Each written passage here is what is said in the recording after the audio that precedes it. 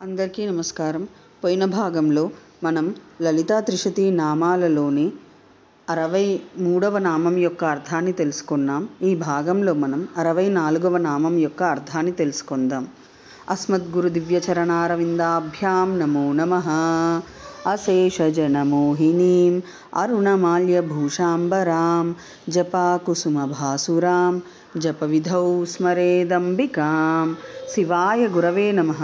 శ్రీ గురు పదాంభుజములకు సభక్తికమైన ప్రణామాంజలి సమర్పణతో శ్రీ లలితా త్రిశతి నామ సంఖ్య 64. ఓం లాకిన్యై నమః. ఓం లాకిని, ఇది 3 అక్షరముల నామము. ఈ నామముతో మనము అమ్మవారికి సభక్తికముగా నమస్కరించుచున్నప్పుడు ఓం లాకిన్యై నమః అని పలుకవలెను.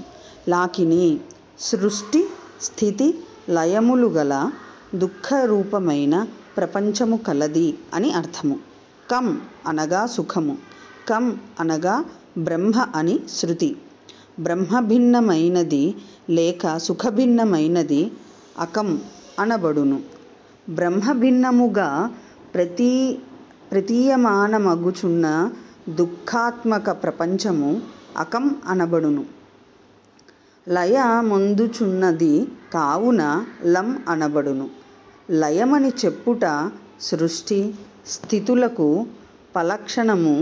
సృష్టి స్థితి లయములు కల దుఃఖరూపమైన ప్రపంచము గలది కావున పరమేశ్వరి శ్రీ లలితామహాత్రిపుర సుందరీ దేవి లాకిని అని స్తుతింపబడుచున్నది.